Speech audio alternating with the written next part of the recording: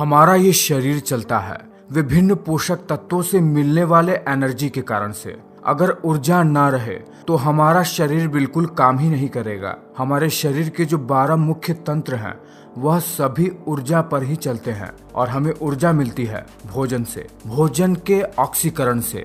अगर जो भोजन हम खाते हैं उसका पाचन होगा ही नहीं तो हमें एनर्जी तो मिलेगी ही नहीं। साथ ही साथ वह पोषक तत्व जो हमारे शरीर को बनाते हैं, जैसे प्रोटीन जो हमारे मसल्स को बनाती है और उसकी मरम्मत करती है, विटामिन्स जो मिनरल्स को अब्सॉर्ब करने का काम करते हैं, और कुछ खास मिनरल्स जो ब्लड जैसे चीजों को बनाते हैं। अगर वो चीजें हमें मिलेंगी ही नहीं तो हमारा शरीर प्रॉपर तरीके से काम ही नहीं करेगा। और यह सब हमें मिलता है भोजन से, और केवल भोजन खाने से ही हमें पोषक तत्व नहीं मिलते हैं। उस भोजन का पाचन होता है, जिसके बाद हमारे पेट में मौजूद ब्लड वेसल्स भोजन में मौजूद उन पोषक तत्वों को अवशोषित कर शरीर के विभिन्न भागों में पहुंचा देते हैं, तभी हमें पोषक तत्व मिलते हैं। तो अगर अब तक आप यह बात जानते ही नहीं हैं कि भोजन पचता कैसे है, आखिर जो खाना हम खाते हैं वो पचता कैसे है, तो अब तक आपका जीवन एक मामले में अधूरा ही है, क्योंकि यह बात आपको पता ही नहीं है कि आपका शरीर चल कैसे रहा है, आखिर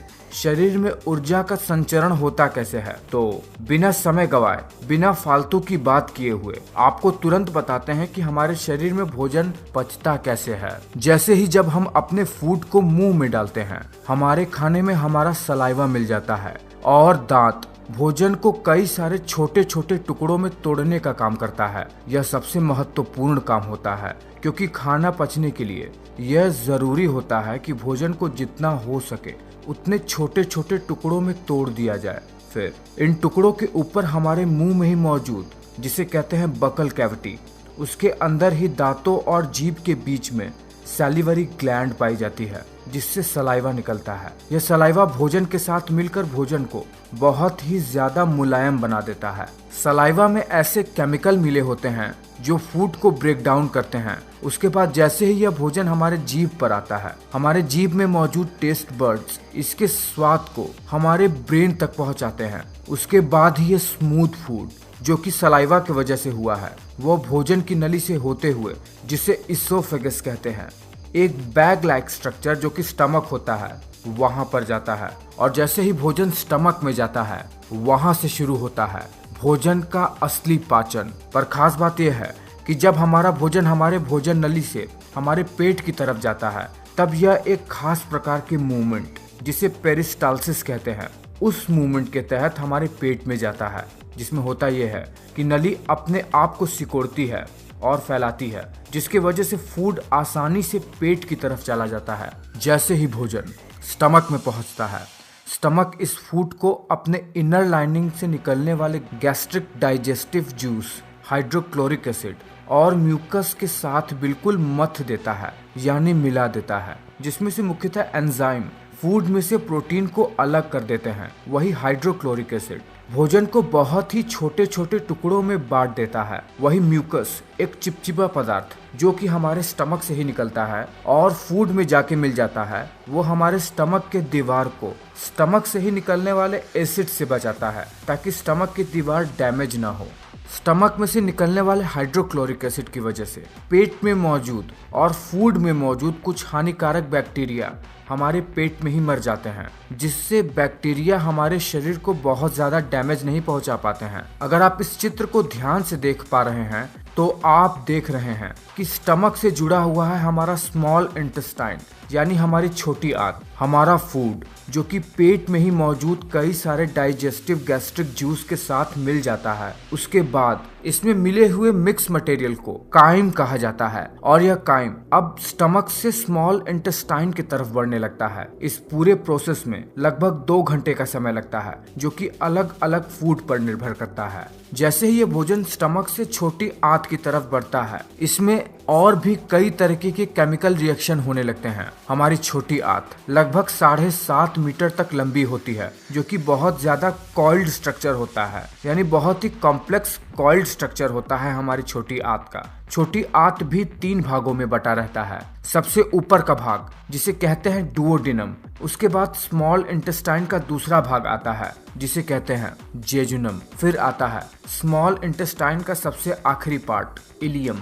जब फूड स्टमक से स्मॉल इंटेस्टाइन में आता है तो वो सबसे पहले डुओडेनम में आता है, जो कि सबसे इम्पोर्टेंट पार्ट होता है छोटी आंत का। इसमें लीवर से आया हुआ बाइल जूस और पैनक्रियास से आए हुए पैनक्रियाटिक जूस फूड के साथ मिल जाते हैं। लीवर से आया हुआ बाइल जूस जो कि स्टमक से आए हुए भोजन के साथ मिल जाता है, उसके वजह से भोजन में मौजूद फैट्स अपने छोटे छोटे फैटी एसिड के स्वरूप में बदल जाते हैं, जिसकी वजह से इनका अब्जॉर्प्शन शरीर में आसान हो जाता है। वही पैनक्रियास से निकलने वाले पैनक्रियाटिक जूस की वजह से कार्बोहाइड्रेट, शुगर और ग्लूकोज में टूट जाते हैं। वही प्रोटीन अमीनो एसिड में टूट जाते हैं।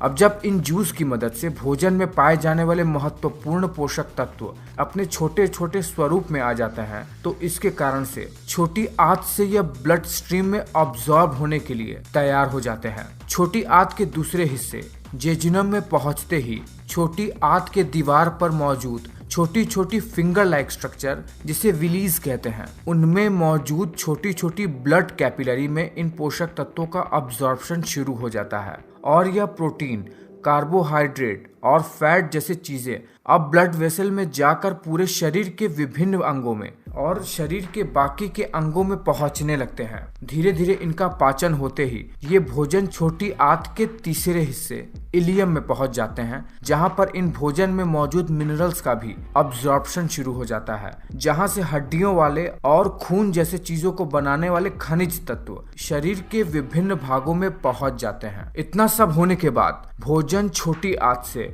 बड़ी आंत की तरफ बढ़ जाता है, जहां पर हमारे शरीर के लिए पानी का अब्जॉर्प्शन होता है और कुछ ऐसे मिनरल्स जो छोटी आंत में अब्सॉर्ब नहीं हो पाए थे वो बड़ी आंत में से होकर ब्लड स्ट्रीम में चले जाते हैं। बड़ी आंत साइज में 1.5 मीटर तक लंबी होती है और ये छोटी आंत से आकार में चौड़ा भी होता है। जो भोजन डाइजेस्ट नहीं हो पाया होता है या फिर जो वेस्ट मटेरियल होता है वो बड़ी आंत से होते हुए हमारे एनस से निकलते हुए हमारे शरीर के बाहर निकल जाती है, जिसे फीकल मटेरियल कहा जाता है। और इस तरह भोजन हमारे शरीर में इतनी कठिनाइयों के बाद पचकर हमें ऊर्जा देता है। तो आपने देखा बहुत ही साधारण सी भाषा में कि भोजन हमारे शरीर में पचता कैसे है, क्या क्या प्रोसेस होते हैं और वो शरीर के कौन से अंग हैं जो भोजन के पाचन में अपना सहयोग देते हैं। तो ये वीडियो आपको कैसा लगा है, आपको ये जानकारी कैसी लगी है? अगर ये बात आप पहले से ही जानते हैं और आपको इसके बारे में और भी ज्यादा कुछ पता है तो ये बात मुझे नीचे कमेंट करके जरूर बताइएगा। बिल्कुल भी हिचकिएगा मत, मैं ये बात जानना चाहता हूँ। और वीडियो अच्छा लगा है तो एक लाइक कर देना और इंतजार कीजिएगा मेरे अगले वीडियो का। उम्मीद करते हैं अगला वीडियो आपको और भी ज्यादा अच्छी जानकारी दे पाने में सक्षम हो पाएगा। मैं मिलता हूँ आपसे अगले वीडियो में।